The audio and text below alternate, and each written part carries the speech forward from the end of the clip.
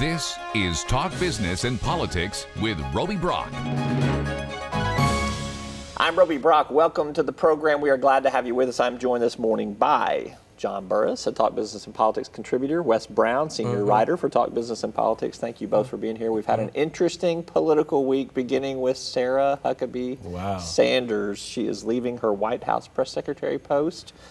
John, I'm coming to you first on this. Awesome. Is she a candidate for governor in 2022? All things indicate that, no doubt about it. And even if not governor, something. And that seems to be where she's heading. Wes, what do you think what's the political strength that she brings to running for office in Arkansas? Name. she's got some name identity. Yeah, she's got the identification with the president, but also the Huckabee name as that legacy and Arkansas seems to have that kind, the Hutchinson legacy, and then now we're going to have the Huckabee, but the Republican gubernatorial ticket may look like the Democratic presidential ticket. What do you think, John? Yeah, she definitely marries political and celebrity now because of her stint at the White House, and I think that makes her a good candidate. But, we were joking or talking as some of the news broke. Now the Republican Party is the dominant party, and that means sometimes these big names run against each other. The old days of McClellan and Pryor, or Bumpers and Fulbright, all these things. I mean, the dominant party has clashes, but also sometimes they don't. I was thinking back to the governor's race when it was an open seat in 2014. About this time in that cycle, 2012 or so, the big names were the McDaniel-Ross showdown that was coming. The governor, Hutchinson at the time, was just Asa, who'd ran before, and people thought maybe couldn't get momentum. Things change. The races are long. There was going to be a Rockefeller-Asa primary before Lieutenant Governor Rockefeller got sick. So. That's right.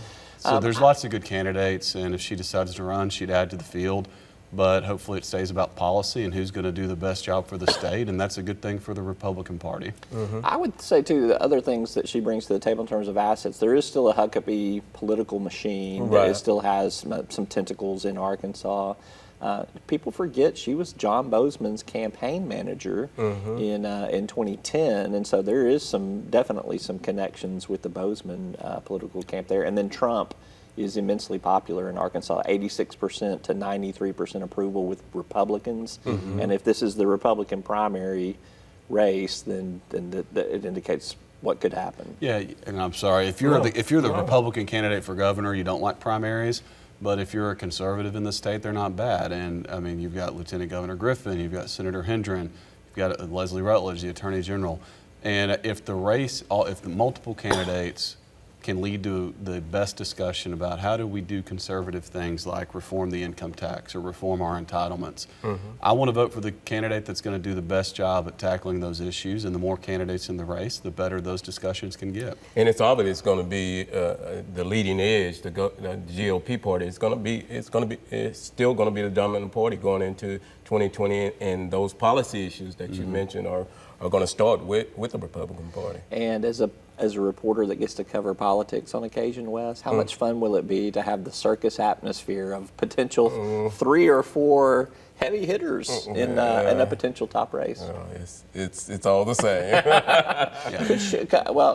So we've mentioned some other names. Could she also run for some other office, do you think? Or do you think it's there's a lot of rumor mongering that it's the governor's race at all, or could it be anything else? I think it could be something else too. I make fun of myself a lot. I remember in 2011. We make fun of you a lot too, right? John. So. I remember in 2011 or 12 or so trying to convince Tom Cotton that he had to run for Yale County State Rep first, and and not Congress. And thankfully he did not listen. Do you know how many times he has not taken your advice? I mean, that's almost a prescription for him doing something. It really is. And in this situation, everyone's talking about the big showdown for governor, and I would just almost bet on something other than that happening, just because that's the way it usually goes. That's interesting. Yeah, just from that perspective, I think only the gubernatorial race or a congressional race. Now, you're not going to do like a lieutenant governor, come from Congress and then come to a state level position. So let's turn our attention and talk about Jeremy Hutchinson. There was a pre-trial hearings this week. We didn't cover it, but there was a lot of coverage of it. Wes, tell me what was your kind of biggest takeaway of what happened in terms of what we learned? Well, I think the biggest part was just the personal parts of that came out during that discussion of the testimony of several people that were aligned with Hutchinson, and you got to see a picture, maybe a sorted picture of what sometimes goes on in terms of campaign fundraising and how. So I think most of especially in a pre-hearing like that, most of that is fodder for speculation and discussion, but it pushes this. There's two fronts. There's one in Missouri and here, but there was also you get a picture of what kind of I guess what is the prosecutors? What are they trying to bring to the table as far as prosecuting Hutchinson? Yeah. So. All right, John. Yeah, I agree. I mean, Jeremy, I served in the legislature with him, and if you were his friend, you knew that he was sloppy in his finances, if nothing else, and that bled over to campaign, and that's what this court case here is largely about. And I think he definitely has exposure there. It seems like the feds are still tying that to the other investigation in Missouri around behavioral health and Medicaid, and my perception is trying to still connect those two things. And like I said, Jeremy's in this pre-trial where he's trying to challenge some of the evidence because the evidence is pretty damning. And I don't know if he'll be successful or not, but without a doubt, as we all know, this thing continues to roll. Many more months of this. Right. All right, Wes, you got to spend some time at the Arkansas Racing Commission, and unfortunately you weren't playing the ponies or anything. You were watching everything that went on with casinos this past week. Right. 5 denied in Pope County, 1 approved in Jefferson County. The Jefferson County one was not unexpected. Right.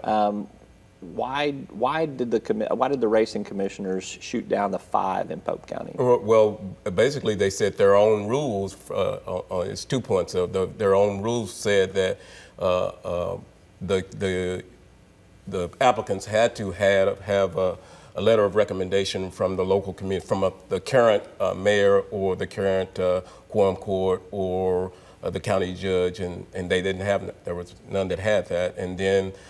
There was also Act 371 that was passed during the legislation. Senator Breonna Davis pushed that legislation. She's from Russellville, the community wherein it basically said the same thing, that you have to have local support before these things can move forward. So the commission, the 7-person commission, agreed. They said there was no letter of support from a current county judge or a current city official. So.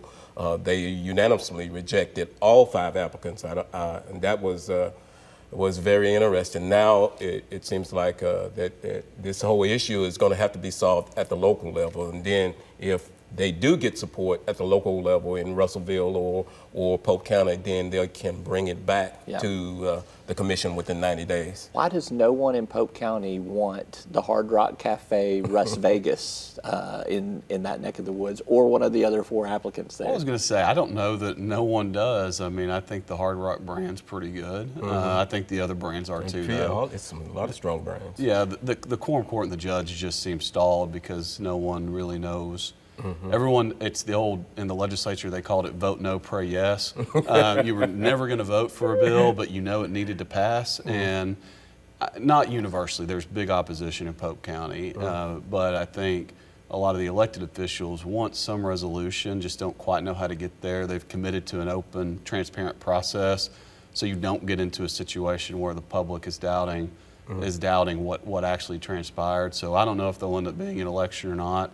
The quorum court has to call it, and I think now the ball is just back in the local county, the quorum court and the judges. That pray yes side of it is a lot of money.